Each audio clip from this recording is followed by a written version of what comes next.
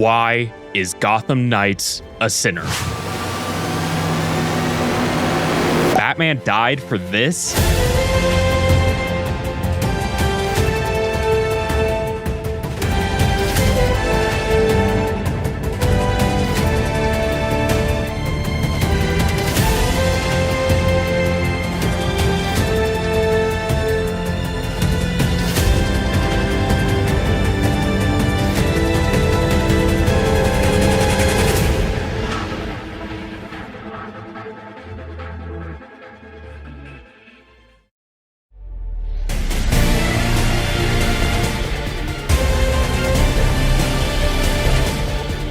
Batman Arkham Asylum redefined licensed superhero games.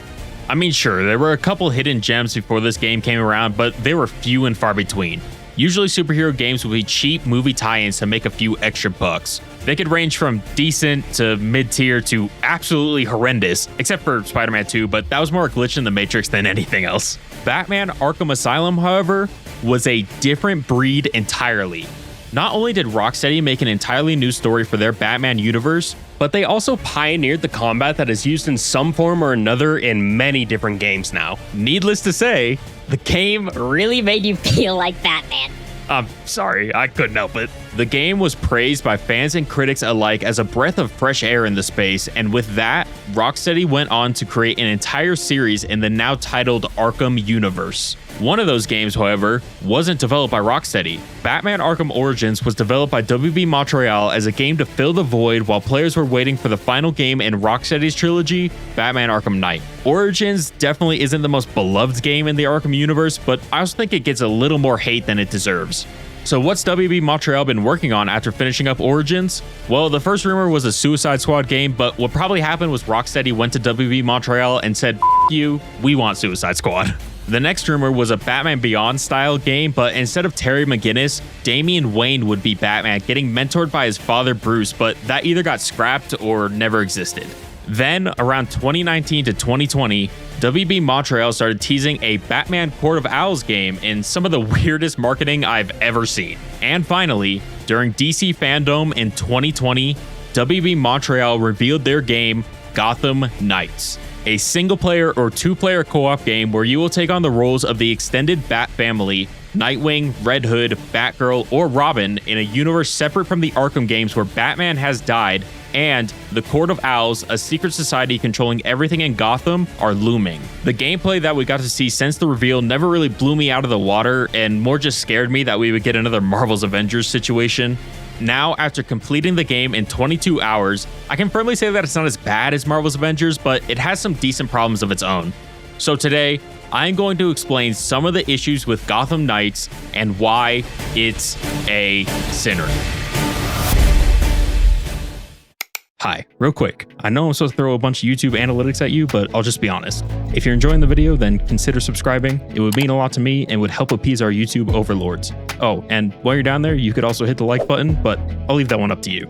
All right, back to the video.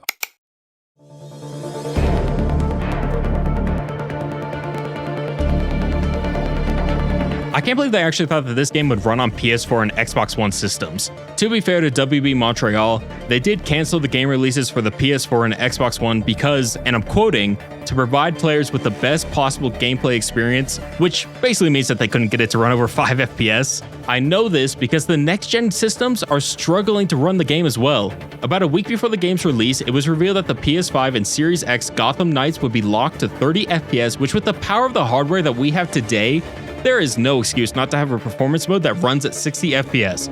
But then the game released, and it became very apparent why there was no performance mode.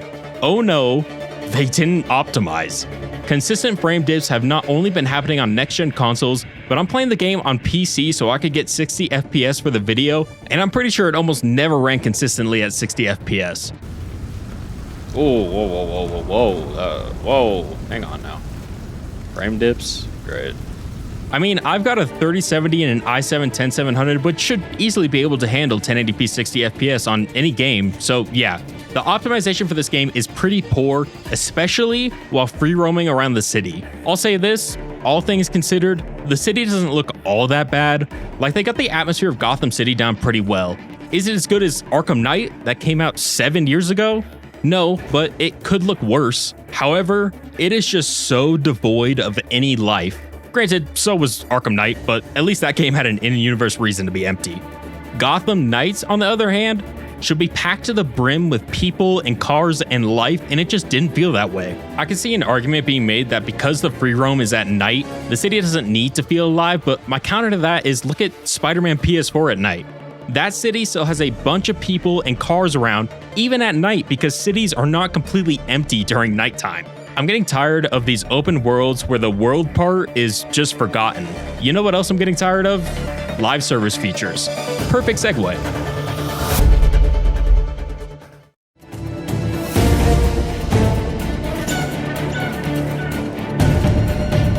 Does anybody else think this was originally made to be a live service game? Then they saw how big of a failure Marvel's Avengers was, so they pivoted it just a co-op game instead?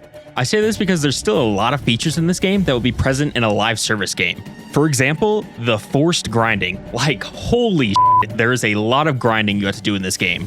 The main story itself has a lot of missions in it where you just have to go out in the open world and grind out things called premeditated crimes to progress further. Or they make you go to every gang in the city and interrogate one of their members just to learn the location of one person. Or the fact that each night has 8 different abilities that can be unlocked through the game, but they don't just unlock with time. You have to do very specific grindy things to unlock each and every one of these abilities, like defeating a certain number of talons or using your ultimate ability to defeat people a certain amount of times. These are very specific things that you have to remind yourself to accomplish if you want to unlock and use all of the abilities. To add on top of that, if you want to unlock every ability for every night, that would be 32 abilities to grind for. That's not even the worst of it though.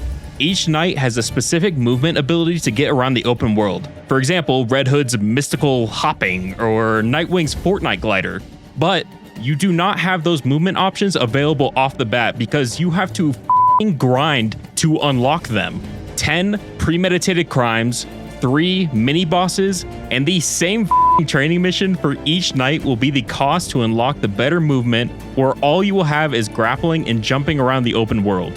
It honestly makes no sense to lock these better movement options behind grinding because it just takes out the fun that you could have right away. That's kinda how I felt with the whole game though. You have to grind to make it fun. It's not fun off the bat.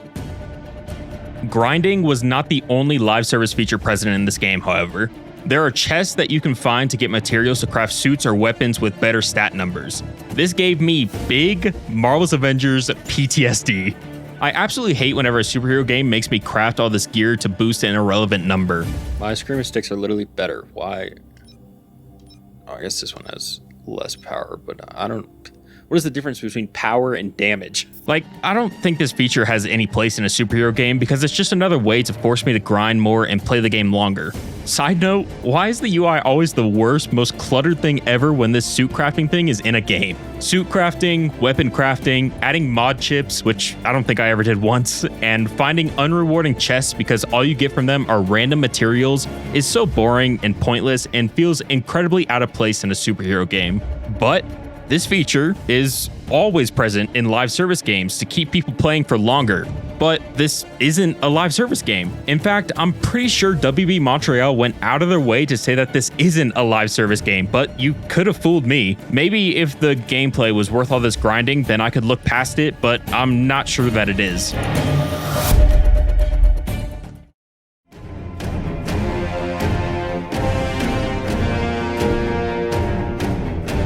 Now, I will say that combat gets a little better closer to the end of the game, which I will get into in the wins, but I wasn't really vibing with the combat in the beginning. The basic combat with none of the momentum abilities, as they call them, is pretty bare bones in what you can do with it. A light and heavy attack, a light and heavy range attack, a dodge, and a grab move. No variation to how you can dodge or attack, and the range attack is pretty weak on everybody except Red Hood, so for the most part, the combat is just spamming the light attack and dodging when you need to. The targeting also felt finicky as I would consistently hit somebody that I wasn't going for. It also doesn't help that the combat overall feels pretty clunky, and I think that's in most parts of the speed of it. Granted, it could also be because of how bullet spongy the enemies are, which makes fights take way longer than they should, but combos still felt kind of slow. It feels like it's around 80% speed of what it should be set to. Nightwing actually has a momentum ability that speeds up his attacks, and using that ability actually feels around the proper speed that the combat should be set to. I really wish I could have just used that momentum move constantly, but momentum doesn't build up all that quickly. I think upping the speed of attacks, which would probably get you momentum faster, and maybe adding gadgets or something that are separate from momentum abilities could have made combat more engaging from the beginning. I know gadgets would have definitely helped when it came to stealth. Batman and all the characters in the Batfamily use stealth arguably more than just fighting face to face, so this game should have incredible stealth for that reason. However, the stealth is even more bare bones than the basic combat. You have a stealth takedown and an ambush takedown, and that's basically it for the stealth. No perch takedowns or double takedowns or any kind of gadgets to make the stealth even remotely interesting, unless you play Robin, because one of his skill trees is tailored towards stealth, so he can unlock things like perch takedowns and other stealth maneuvers. It's still not even enough with everything that Robin can unlock, but it made absolutely no sense to me to have things like perch takedowns be locked to only Robin. All of the Knights should be able to do the stealth moves that Robin can do and more. It also doesn't help that the AI is painfully brain dead.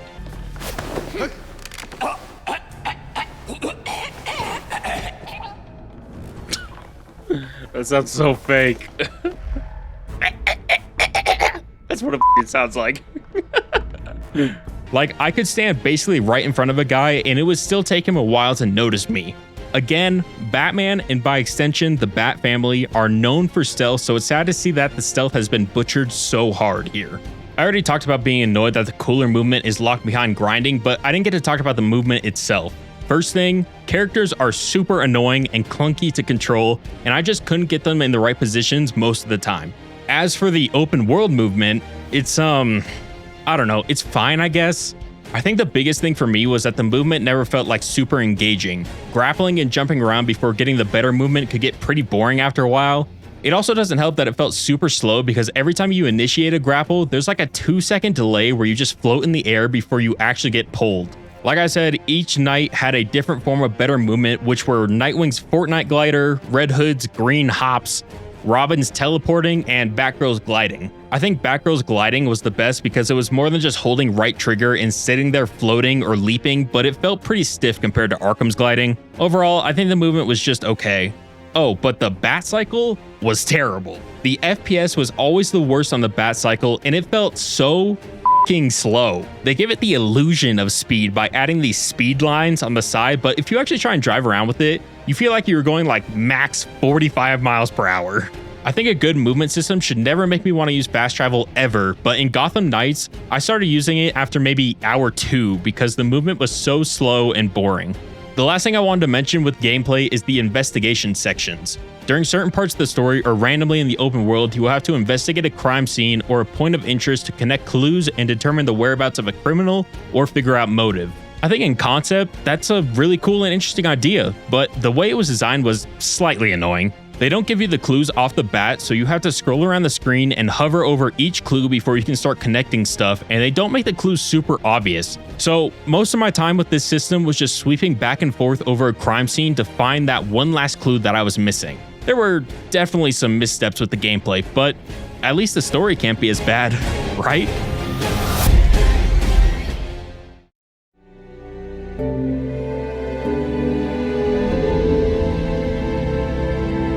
Quick story recap. The game starts with a crazy fight between Batman and none other than Ra's al Ghul. As the fight progresses and Batman gets more and more injured, he decides to blow up the Batcave in the hopes to bury Ra's with him. The destruction alerts Nightwing, Batgirl, Red Hood, and Robin, and when they get to the cave, they find a deceased Batman. All right, we'll see you in the third act, Bruce, when you inexplicably come back to life. After the funeral, the Knights start investigating Batman's last case and go to interrogate a doctor named Kirk Langstrom that Batman was looking into, but when they arrive, they find him murdered and a hard drive with his research. The Knights break into the morgue to get a DNA key from Langstrom's body and run into Talia al Ghul burning her father's body so he can't be revived by a Lazarus pit. And she warns the Knights that the League of Shadows, not Assassins, which is the proper name, are moving on Gotham soon and she can't do anything because she is not with them. Some stuff happens afterwards, but eventually the Knights catch wind of a conspiracy of criminals getting out of Blackgate way earlier than they should be, and after interrogating Penguin about it, he tells them that it's the Court of Owls, a secret society that has controlled Gotham for centuries.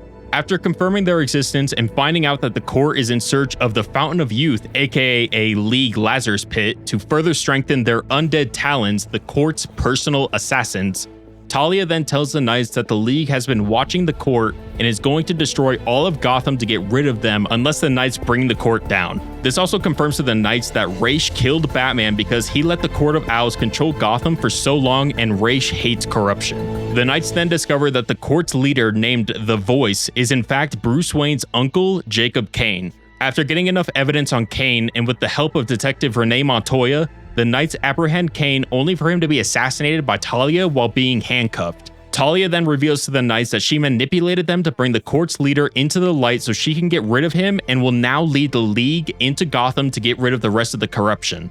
The Knights discover that she is using Kirk Langstrom's research mixed with Lazarus water to create man-bats, which she will use on Gotham. The Knights chase Talia underground and find a Lazarus pit under Gotham that she has used, and I bet you can't guess this part, to bring Bruce back to life to be brainwashed as the League's next leader. The Knights fight Bruce and are able to get through the brainwashing and then have to fight Talia. After a 2 health bar boss fight, the court shows up with an already appointed new leader to get the Lazarus pit, and in the confusion, Talia escapes. Bruce then uses the Batwing to destroy the Lazarus pit so nobody can use it, sacrificing himself in the process after only being back for 5 minutes. The court is still very much a thing, and Talia is still out there somewhere, but the game ends with the Knights addressing Gotham and reassuring their protection over its people. The people of Gotham City deserve some good.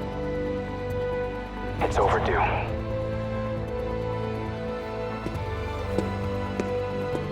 I promise, I will fight for you until my final breath. The Batman is dead. The Batman is dead, and his students, his family, is the legacy that he leaves behind. What a phenomenal premise to start out with, and I feel like they didn't do enough with it. To me, the story is pretty thin and lackluster after an incredible intro. First off, was the League ever in any of the marketing? I'm pretty sure all the marketing focused on the Court of Owls and them being the primary villain for the Knights to take on. I have no problem with bringing in the League as well, but this was like a big introduction to the Court of Owls for many people, unless you count their 5 minutes of fame on the Gotham TV show, but whatever. And to me, the League kind of overshadowed the court pretty heavily in this story, especially because it felt like we didn't learn a lot about the court. Like, we were told that they got some criminals out of prison and that they have killed a lot of people because of the pit of dead bodies that the Knights find, but why were those people killed? How did it change Gotham to the court's favor? For being a secret society that has controlled Gotham for centuries, we didn't really see much controlling. Then you get to the third act and the court just kinda disappears in place of Talia and the League, and oh boy, do I have some problems with that ending. I kind of figured that Bruce would come back, as I'm sure a lot of people did, but I also figured that it would be somewhere around the start of Act 3. Then I started getting really close to the end and was actually surprised that we hadn't seen Bruce yet, and started to respect WB Montreal for sticking to their guns and not bringing him back. Until they brought him back just so he could be a cheap final boss fight for the Knights. Fine. Whatever. You want to bring him back just to fight the Knights, then I guess I can move past it, but then you have him sacrifice himself 5 minutes after he reappears? That felt insanely cheap and hollow to me, especially after he was already dead and we already mourned him. It felt like a bad way to have a sad moment by rehashing the same feelings from the beginning. Also, what did the Knights actually accomplish by the end? Talia gets away and they didn't stop her, and the court is very much still out there with an already appointed new leader. I guess you could say it's not a story about stopping the bad guys, but about becoming the new protectors of Gotham, but even with that mindset, the story is pretty thin. The last thing, I kind of wish the Knights had better introductions.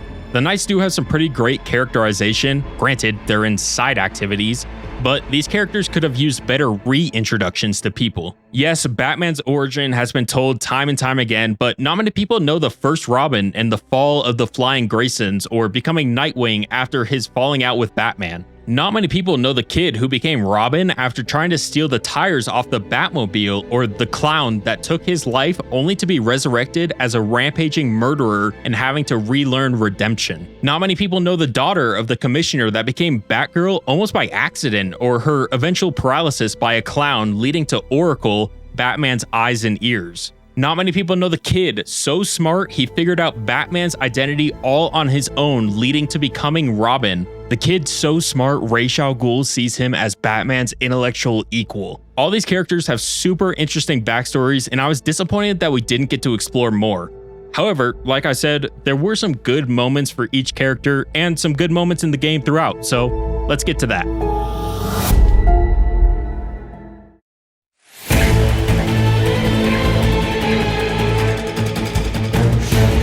I said that this game isn't as bad as Marvel's Avengers, and there are a couple reasons for that.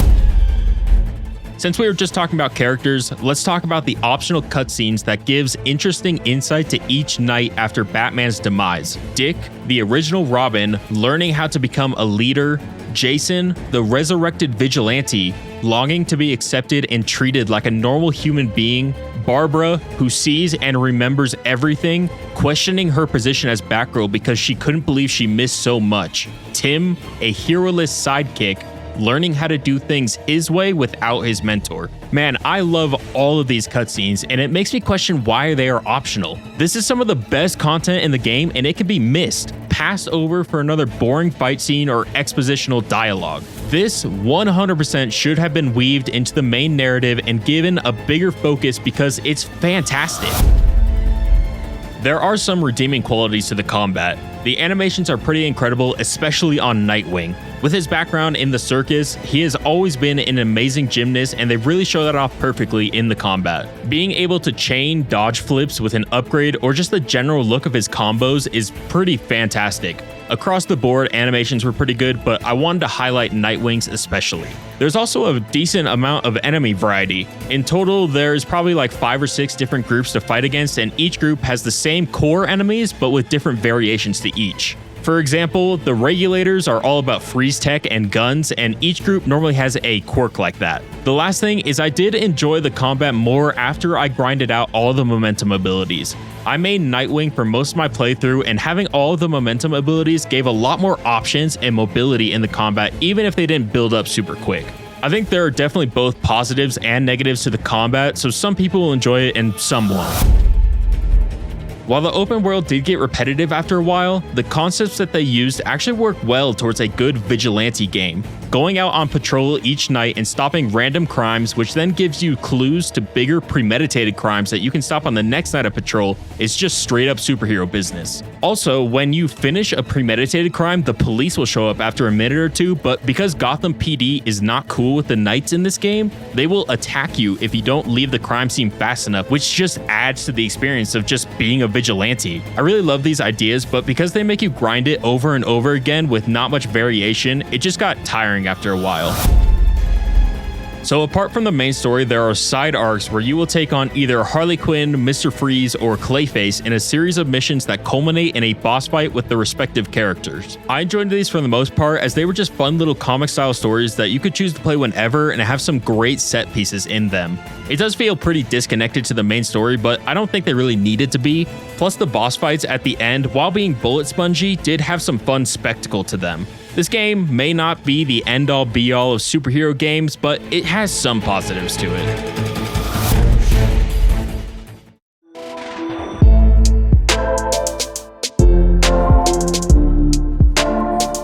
I am the target market for this game. Anything cape related is usually my and it's hard for me not to like it. However, when it came to Gotham Knights, there was just too many things that bugged me when I reached the end that I couldn't look past. From the unoptimized, unalive city to the repetitive grinding of rough gameplay and the thin, hollow storyline, Gotham Knights really feels like it just needed more time and tweaks before it was released. I do genuinely think some people will have fun with it, as I had some fun with it too, but that fun was bogged down by unrefined mechanics. Will we see a sequel to this game? I think it's very possible, but next time it comes around, I would like to see the framework of live service completely removed, and a more polished game overall. This game, however, had too many issues, and that is why Gotham Knights is a sinner.